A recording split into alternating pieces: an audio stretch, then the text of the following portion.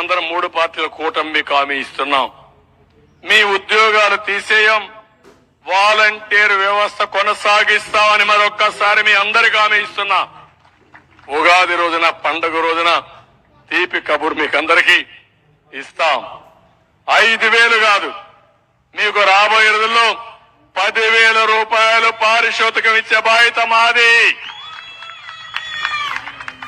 అది బిగినింగ్. మీలో సమర్థత ఉంది, తెలివితేటలున్నాయి. ఇది ఎంట్రీ పాయింట్ మాత్రమే.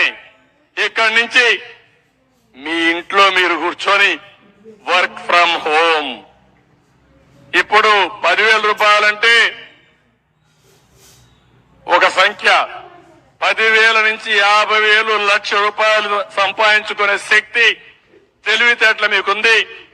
మీకు అందరికీ కూడా అందుకే చెప్పాం, నిరుద్యోగ భృతి 3,000 ఇస్తారని, వర్క్ ఫ్రం హోమ్ తీసుకొస్తామని.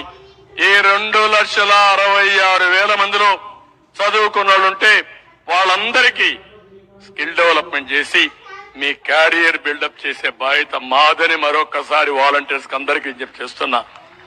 ఇప్పుడు మీరు ఆలోచించుకోవాలి. తప్పుడు పనులు చేసి జైలుకు పోయి మీ జీవితాలను ఖరాబ్ చేసుకుంటారా? ప్రజలకు సేవ చేసి రాష్ట్రాన్ని అభివృద్ధి చేసి మీరు కూడా రాష్ట్ర ప్రగతిలో భాగస్వాములై మీ క్యారియర్ బిల్డప్ చేసుకుంటారా? ఈ రెండే మీ ముందుండే సమస్య. తల్లి తండ్రిని చూసుకుంటాం, ఒక 5,000 రూపాయలు వస్తుంది, ఒక పని ఉంటుందని చెప్పొస్తే వాళ్ళని